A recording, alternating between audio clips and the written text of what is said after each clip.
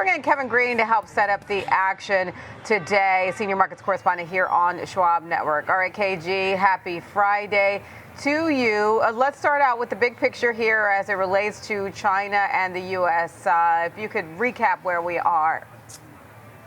Yeah, you saw a little bit of optimism actually overnight when you're looking at the futures around these reports that China is actually acknowledging the fact that the U.S. has made some overtures in order to open up some dialogue here, and so the market was actually very excited about that. But one thing to kind of note, Diane, also within that commentary is the fact that they do believe that the unilateral tariffs should be pulled back to be able to show that the U.S. is actually serious about these talks. And so I would say a little bit of a balance when it came to the commentary, but overall, maybe there's a little bit of an open door here that we could actually have conversations taking place. And also looking at maybe some of China's measures that they have taken. They have quietly reduced some tariffs on some goods that are critical for them. And that is also being looked at as another overture that maybe we might be able to have both of these administrations coming to the table. Now, China is also requesting that President Trump assign a trade representative specifically for these China deals. And let's see how the president reacts. We already see some tweets from him this morning, or truth posts from him this morning. We probably will get some commentary from the White House regarding these reports around China. And I think any type of optimism that we continue to get on the news front around tariffs, especially when it comes to China, probably will be overall bullish for the market. And I think that's exactly why you saw the price action overnight being so aggressive for the E-mini S&P 500 as well as the Russell. Okay. And I know besides obviously chewing on the latest headlines with regard to trade talks and trade policy moves, we've also got the big jobs report in front of us. How much of a needle mover do you think that's going to be, especially given some of the weakness that we saw this week on the economic front? Yeah, I think obviously it's going to be a big data point. We've been talking about it pretty much all week. The market is looking for non-farm payrolls to come in at around 138,000. That seems like that's the consensus. Now, last month we sat at around 228,000, and the market is also anticipating that the unemployment rate is actually going to stay the same, sitting at around 4.2%. But obviously, we'll be looking under the hood to see if there's any cracks in the labor market, especially when you're looking at the construction side. I think that's going to be a really big focus as interest rates have been fairly elevated. And you are seeing maybe some impacts when it comes to labor because of immigration policies, both legal and illegal immigration policies. So if we do see some cracks, that probably could push the needle for the Fed to be able to try to cut maybe by June. But we have seen these labor reports where they have been a lot better than the street's expectations. Pretty much the last year, it seems like every single print really kind of shocks the street to the upside. And how is the market really going to react to that?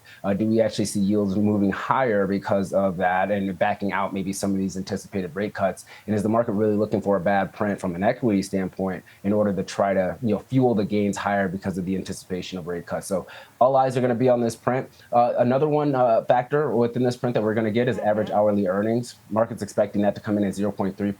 That's exactly what we saw for last month, but that's still relatively elevated from what we would like to see. That's kind of an inflationary gauge, is that wages are higher, if you will, or the increase of wages are higher. That also can have an impact when it comes to inflation. So all eyes will be on it. If it comes in line or even better than the street's expectations, I'm not sure how much of a reaction we're going to get. But if it does come in lower, or if we do see a negative print where some analysts do believe that we might have a very small increase and or maybe a negative print here, that's probably where we can get a pretty decent reaction. And fortunately for equity traders, that's probably going to be a reaction to the upside.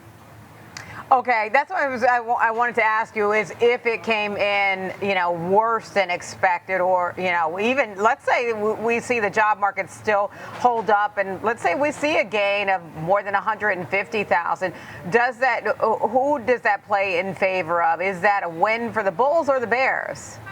Yeah, it depends on how you kind of view the market and the economy. I mean, at the end of the day, from an economic standpoint, you'd like to see a robust jobs report. But if you're an equity trader, you'd like to see the Fed actually try to cut rates here. And it's going to be very difficult for the Fed to cut rates in this current environment. I mean, inflation for the most part is remaining sticky. We don't know what the impacts of the tariffs are going to be over the next 3 months. I think the Fed members are acknowledging that and do state that that's going to be a factor. So if you're not going to really have the inflationary prints really push the Fed for right now because of the uncertainty with tariffs, then you need to have the labor market crack. And so that's where you see maybe some bullish activity taking place in the equity market. If we do have a print that does miss the street's expectations to the downside there in order to try to fuel the Fed to really act. And Diane, we just have to keep in mind, yeah, we have a Fed meeting next week, but at the end of the day, we have a June meeting as well. And there's a high probability that for the market that we're going to get a June meeting cut, but we really only have about 6 weeks in order to get the data to justify those cuts. So it's a little bit of a race against time here. And unfortunately, no one wants to see job losses at all. But unfortunately, if you want to see Fed rate cuts, it's got to come from the labor front more so than probably the inflationary front, which we probably won't even see the impacts of tariffs for another 2 months, 3 months. You're talking about August at that point in time. Okay, great point, which is essentially like the end of the summer.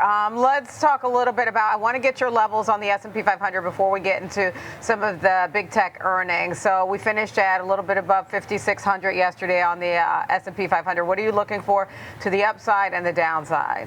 Yeah, to the upside, looking at 5,700. To the downside, 54.85. My apologies there. To the downside, VIX is still staying elevated. We're seeing a little bit of a crush after we've gotten through the mega cap earnings for the most part, right? We're still waiting for Nvidia, but some of that volatility is going to crush when you're looking at the premiums for a lot of these mega cap names, and that also should hopefully translate to the VIX moving lower as well, but it's still relatively elevated. And then we do have, once again, headline risk and economic data risk. But overall, it seems like the market continues to try to skew higher. That's what we saw yesterday. That's what we are seeing early on this morning. But we'll see what happens with this print. This print here is actually non-farm payrolls. A lot of traders, especially intraday traders, utilize the non-farm payroll print to try to figure out the upper and lower levels for the S&P 500 for it to really hold. They look at this as a reset print. So we probably will see a lot of fireworks when the number actually does come out. Okay, a potential reset print there. All right, let's talk a little bit about some of the fireworks around Apple. Shares right now under pressure in the pre-market. If you could recap the numbers, KG. Yeah, for Apple, they beat both on the top and bottom line here. Revenue came in at $95.36 billion. Street was looking for $94.26 billion.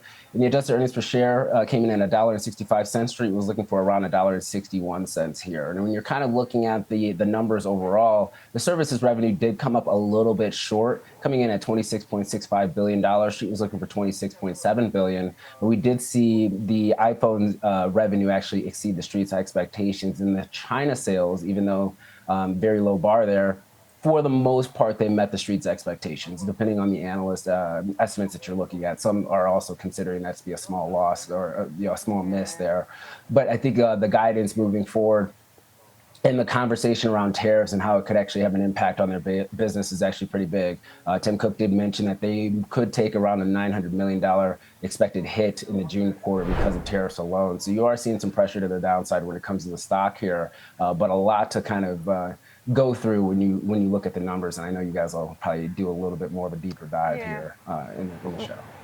Yeah, we do. We have an analyst coming up on this, but it is interesting to see some analysts already adjusting their price targets off the back of this. JP Morgan Chase lowering it to 240 from 245. They're still overweight on Apple, but you see Jefferies downgrading Apple to underperform from hold. Let's take a look at another one of the Mag 7 that you're across, KG, Amazon. It put out its numbers. It looks like overall was pretty solid for the trailing quarter, but it looks like guidance may be a little bit weak. Take us through, if you could recap some of your takeaways there. Yeah, so the guidance came in a little bit weak, but I would have to say, though, Diane, if you're looking at the post-market trade as well as what we're seeing pre-market, we have seen actually a pretty decent recovery from the initial reaction to the downside here. They did beat both on the top and bottom line. Revenue came in at $155.7 billion. Street was looking for around $154.5, and the adjusted earnings per share came in at around $1.59. Street was looking for approximately $1.35 here. When you're looking at AWS, that's really probably another reason why the stock actually took a hit.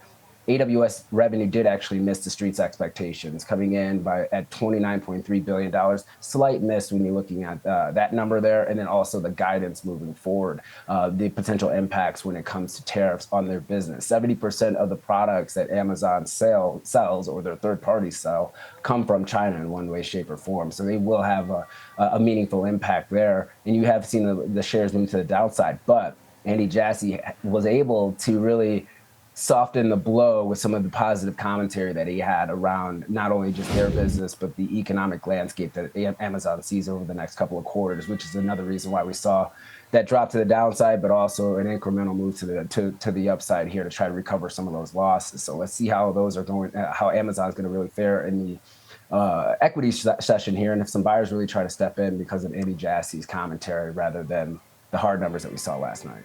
Yeah, it's interesting to see this. I mean, it's essentially pushing back to the flat line right now, and it looks like in terms of the sell side community, still pretty constructive. JP Morgan Chase maintaining overweight on Amazon. They're raising their price target to 225 bucks a share. Needham reiterating a buy. They're maintaining their price target. Any other takeaways from its latest results, KG?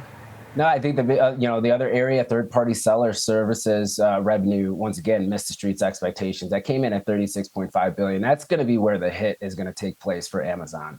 Not only when you're looking at the ad revenue, because a lot of the ads that they do sell are from companies that sell Chinese products or are Chinese manufacturers here, but also when you're looking at third-party sellers, because they're going to be pinched. And unfortunately, or fortunately, Amazon's really kind of the platform for those third-party sellers, and they make a lot of money off of those sellers here. So if we see any type of slowdown here, that can have a meaningful impact on top-line growth over the next couple of quarters. All right, certainly something to pay attention to there. Thanks, KG. That's Kevin Green, Senior Markets Correspondent.